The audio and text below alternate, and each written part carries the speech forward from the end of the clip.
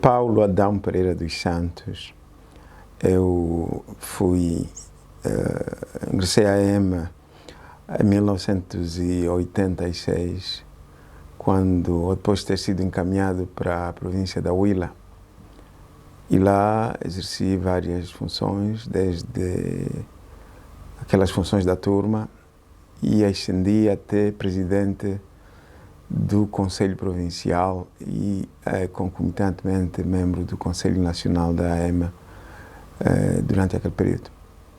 Veja que eu tomei contacto com a EMA quando estava ainda no Angola Quiloense. Nos anos 82, 83, havia aquele movimento todo estudantil, apercebi-me da EMA e já me aproximei da EMA. Mas como membro sem responsabilidade, não é? Sem cargo. Então, quando fui encaminhado para o Lubango, porque veja que naquela altura nós éramos encaminhados, nós não escolhíamos os cursos. Depois da 8ª classe, o Ministério da Educação encarregava-se de encaminhar-nos para o ensino médio. E eu fui encaminhado para estudar no Lubango, pela primeira vez fora da minha casa e dos meus pais. E lá no Lubango, é claro, manifestei já conhecimento com a EMA, ter tido contato com a EMA, e fui convidado a integrar o secretariado da escola. Não é? Por que entrei? Entrei porque senti ainda em Luanda que a EMA trazia a oportunidade aos estudantes de congregar-se como associação, de discutir assuntos estudantis, de organizar a escola. Veja que naquela altura tínhamos atividades como campanha de limpeza, campanhas de educação física, atividades desportivas, e tudo isso era já feito por via da AEM. Então era bom integrar a AEM porque fazia-se parte dessas atividades culturais, teatro, dança, não é? Era um dinamismo que a AEM já apresentava. Então era bom, era vantajoso, isso levou-me a integrar inicialmente. Veja, eu nasci no Bengo, aqui na Mushima. E durante o período antes da independência e pós-independência, cada um na sua região tinha uma perspectiva de Angola, né? Sobretudo uma perspectiva, de certo modo, divisionista, né? Regionalista. Com o surgimento desse movimento estudantil, o que é que aconteceu? Nós fomos colocados a partilhar o mesmo espaço, pessoas provenientes de várias províncias, de várias realidades, de vários grupos sociais. Isso fez com que todos nós, pessoas de Cabinda, de Cunene, de Luanda, do Luena, do Bié, comêssemos à mesma mesa, jogássemos a bola, fizéssemos as mesmas atividades, fossem elas quais fossem. Isso levou a quê? Levou à derrota, levou à quebra de muitos tabus, de muitos preconceitos que muitos jovens, que muitos mais velhos nutriam naquela altura. Nós, os jovens, conseguimos ultrapassar aquilo. Criou-se uma nova geração, uma nova família de pessoas que vê a Angola e os angolanos como angolanos, e não como o angolano do norte ou de onde seja, vimos apenas como angolanos. Isso fez o quê? Isso fortaleceu-nos. Criou uma família nova. A partir daí nós passamos a ter companheiros, amigos de todo o país. Pessoas que antes víamos distantes, a partir daí simplesmente sem nenhum esforço, sem nenhum outro tipo de contato ou de trabalho que as pessoas pensam que pudesse existir, por via do contato, por via das atividades, por via do trabalho conjunto, criou-se uma nova perspectiva de cidadania, de angolano, de patriotas angolanos. Angola, começamos a entender que Angola é nossa, não é de uns e não do outro. Angola é de todos nós. Portanto, e o exercício foi estar juntos, estudar juntos na mesma sala de aulas, jogar bola, jogar outros jogos que fossem precisos, dançar, homens, mulheres, jovens, ir a festas de salão, nas escolas, e porque naquela altura eu vivi no lar no Lubango durante os 4 anos que lá estive. Então isso criou uma aproximação muito grande entre os jovens de Angola e criou um grande espaço em mim para entender as responsabilidades que esse país íamos assumir para a construção deste país. Portanto, partimos daquela perspectiva. A Associação de Estudantes, na altura, podemos mesmo dizer que foi também um órgão agregador de inclusão, partindo desta ideia em que diz que todos congregavam de uma só nação. Era sim, certamente que era. Talvez de forma sutil, porque os objetivos eram mais estudantis. Era, pronto, defender os interesses dos estudantes, etc. Quais eram esses interesses dos estudantes? Por exemplo, a integração do próprio estudante no sistema de ensino. A defesa do estudante perante professores abusivos, perante instituições que eventualmente não criassem as condições ou abusassem os alunos de uma maneira ou de outra. A integração do estudante em atividades socialmente úteis. Estamos aqui a falar, veja, durante este período nós participamos em várias, como é que chama isso? Foge-me agora o nome. Que traziam-nos acampamentos, obrigado. Veja como o nome fugiu, como podia fugir. Acampamentos em várias províncias. Fizemos um acampamento que marcou muito em Benguela, por exemplo, e levaram-nos a capinar no cavaco, não é? Onde havia um canavial, não é? Havia lá canas, e bananeiras também. E fomos lá trabalhar. Esta é uma atividade que molda o jovem, molda o estudante, ensina o estudante a trabalhar. Ele está aí para um dia ou dois nesse trabalho, mas entende que é preciso trabalhar. Nós, por exemplo, os jovens, fomos fazer um acampamento em plena guerra de tensão ainda, tensão da guerra, só vou falar dos anos 90.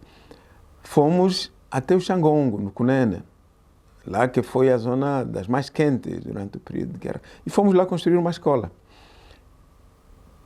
Tu sais daqui de Luanda, de onde os jovens saíram, deslocar-se até uma província onde não conheces, não sabe quem está lá, quem necessita daquilo. E somos levados a construir uma escola com as nossas próprias mãos. Não há melhor via para se construir um sentimento de solidariedade entre as pessoas ou nos jovens e numa nação do que por via de trabalhos com essa natureza.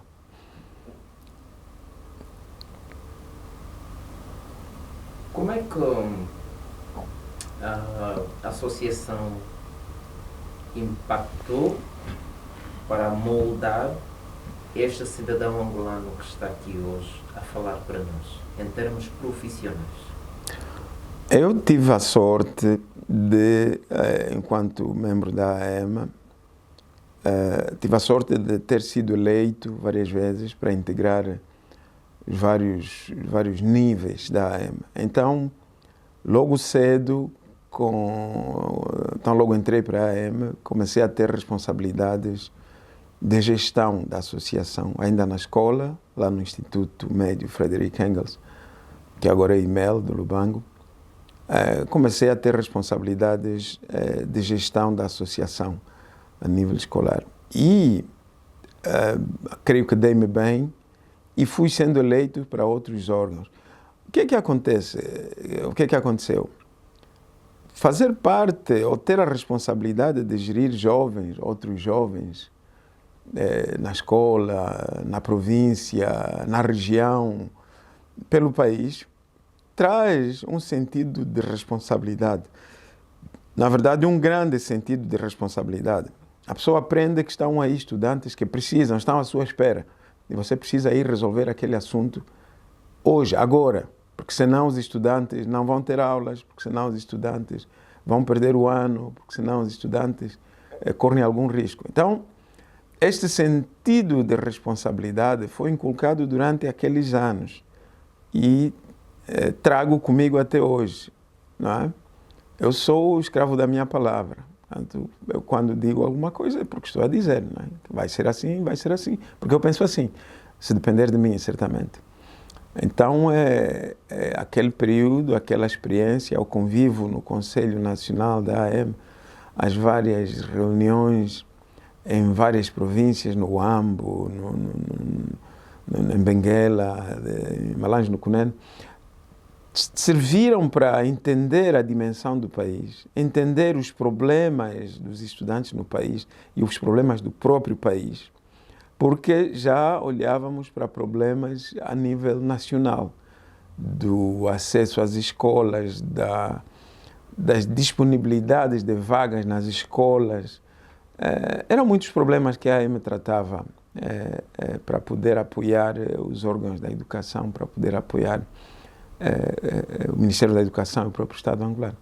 Mas há quem diga que a associação também serviu para uma espécie de preparação de membros para a JMPLA, porque alguns já faziam parte, e ajudar com que este núcleo do partido também pudesse ver e escolher jovens na altura ou meninos que pudessem despontar para a vida futura de política. Não haja aqui nenhuma confusão. A AM surgiu sob égide da JMPLA, que é o braço juvenil do MPLA, porque estamos a falar de um período de partido único. Portanto, não haviam lá partidos, havia lá partido. Então, o braço do partido era a JMPLA e a AM teve como uma das figuras fundadoras o Dr. Brunito de Souza, não é? Que na altura era primeiro secretário da JMPLA a nível nacional, em 1981, portanto.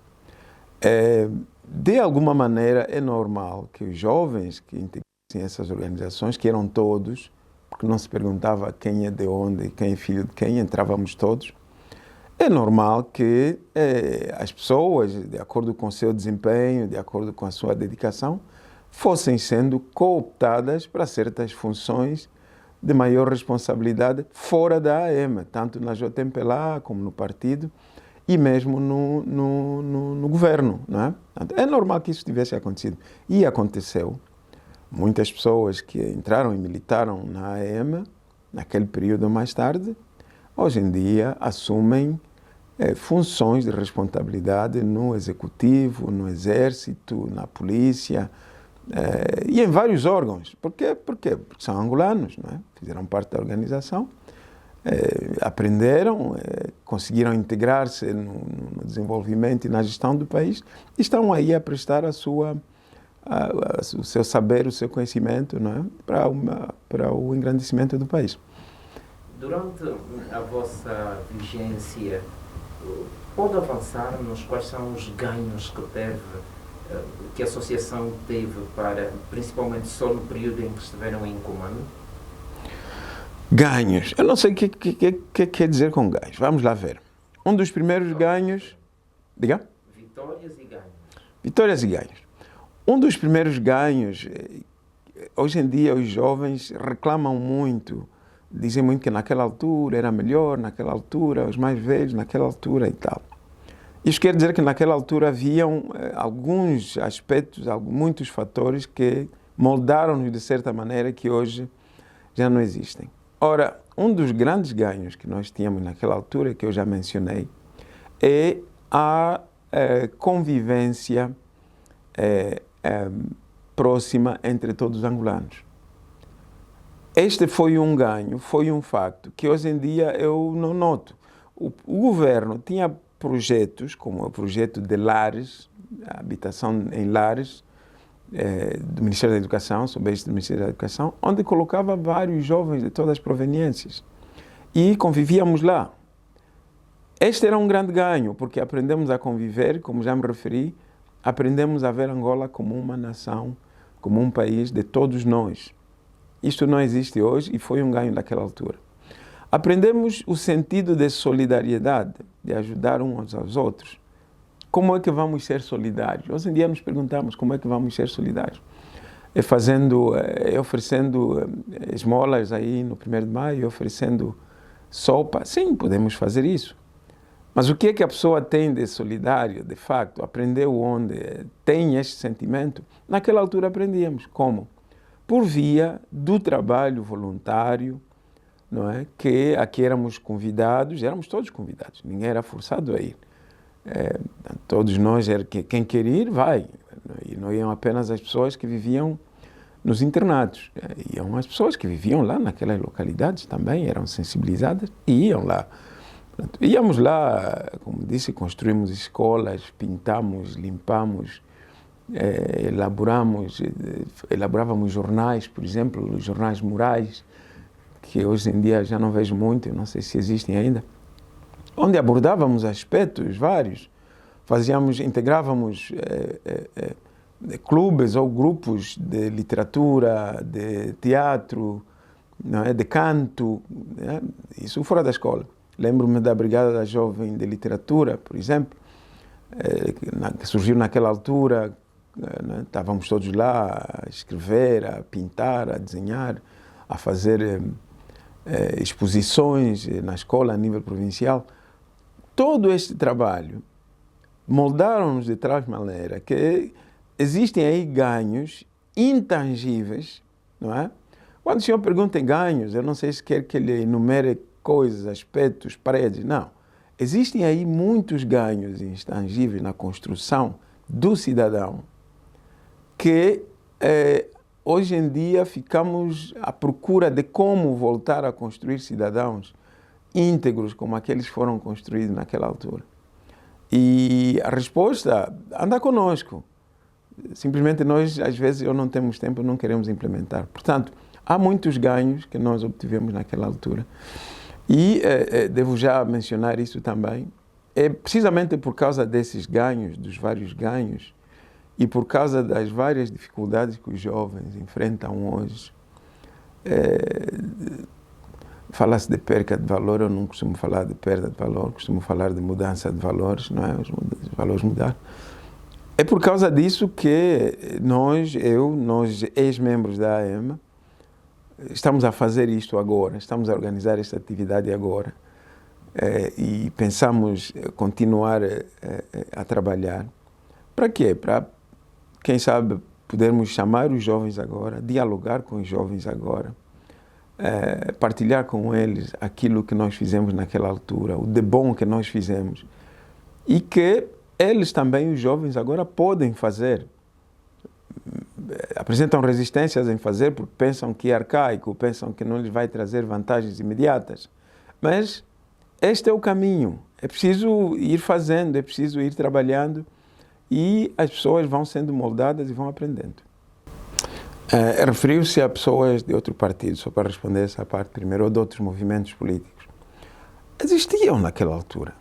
É verdade que não se expressavam publicamente como se expressam agora, porque era um regime de partido único. Mas nós tivemos muitos camaradas, muitos companheiros, nas escolas, na associação, na AEMA, que conhecíamos, sabíamos que pertenciam ao UNITA ou tinham outras ideias. Ainda assim conviveram conosco até o fim. Não é por isso que foram destratados ou maltratados, não. Continuaram aí conosco e eles sabiam e nós sabíamos, não é? E ficávamos ali. É verdade que eles não tinham espaço para muito, não é? Mas estavam aí. Agora, quanto ao sistema de ensino, sim. Veja o que está a acontecer agora com o sistema de ensino. Durante algum tempo, as pessoas começaram a ser, se quisermos, apanhadas para ir dar aulas, sem formação, sem o mínimo de condições ou de conhecimento para dar aulas. E conhecimento para dar aulas, não estou aqui a me referir a graus acadêmicos, não é ter 6ª classe ou 8ª classe, não. Ser professor é cientificamente entendível. Portanto, não é só chegar e dizer que sou professor. Naquela altura, nós tínhamos formações para ser professor, um seminário básico que fosse. Com o tempo, com os anos passando, e com o período de guerra principalmente, muitas dessas formações que o Ministério passava, que as escolas já tinham, as próprias escolas já passavam seminários para a preparação de professores localmente, deixaram de existir. Então as pessoas, bastou terminar a 8ª classe, ou 12ª, ou ensino superior, pronto, vai dar aulas. o que é que acontece quando alguém vai nessas circunstâncias? As pessoas são vaidosas. Ontem eu vejo que alguém que licenciou-se no Instituto Superior hoje e no ano seguinte está a ser já cooptado como professor. Esta pessoa não tem formação nenhuma e já está ali a dar aulas. Ainda está a padecer da vaidade, porque ontem esteve ali a ser, se calhar, apertado pelos professores, não é? E hoje ele é professor. Surgiu aí um bocadinho de revanche, de vingança por parte de muitas pessoas nessas circunstâncias. Então, em vez de ir dar aulas, as pessoas começaram a ir fazer desfile, ir fazer das suas, abusar dos alunos.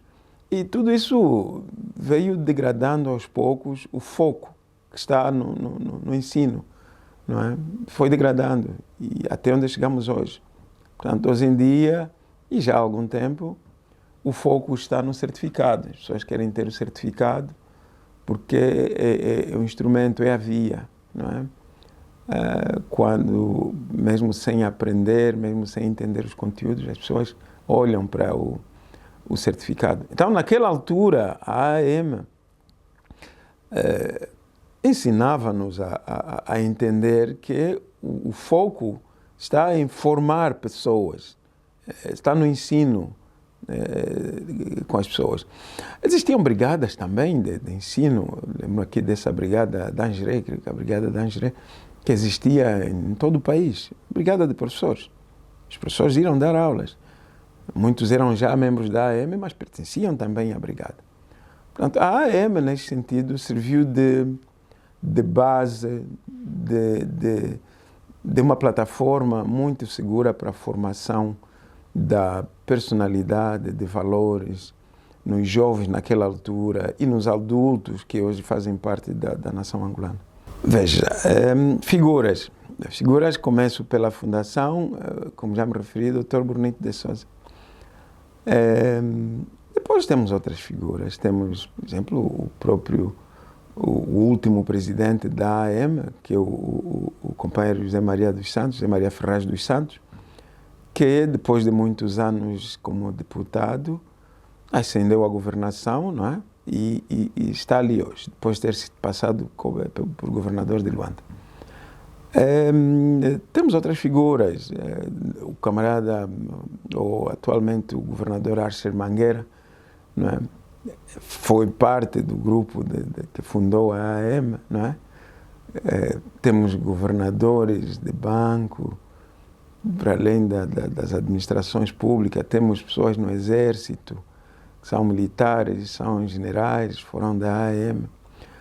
Eu arriscaria em dizer que sempre que vir alguém que tenha mais de 50 anos, certamente que esta pessoa já ouviu falar da AEM e muito provavelmente integrou os órgãos de direção da AEM em algum local, em alguma província. Portanto, o grupo de adultos que esteve aqui em Angola nos anos 80 e 90 militou pela AEM e sabe do que estou a dizer. Já mesmo para terminar, se pudesse reviver algum momento da associação, qual seria e porquê? Falou de momentos altos, não é? Os momentos altos foram certamente aquelas atividades de âmbito nacional. Os congressos, foram realizados 2 congressos, as conferências, aqueles encontros em várias províncias. Como é que disse? Qual era? Os encontros? Os acampamentos, obrigado. Depois tirei essa parte.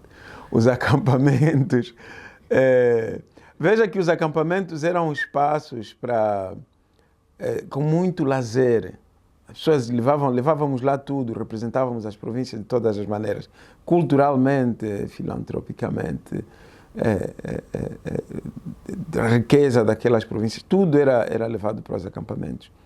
Então eram bons convívios, saíram muitos casamentos daqueles convívios, que estão ali os casamentos, muitos netos temos agora de pessoas que se casaram por terem militado na AEM.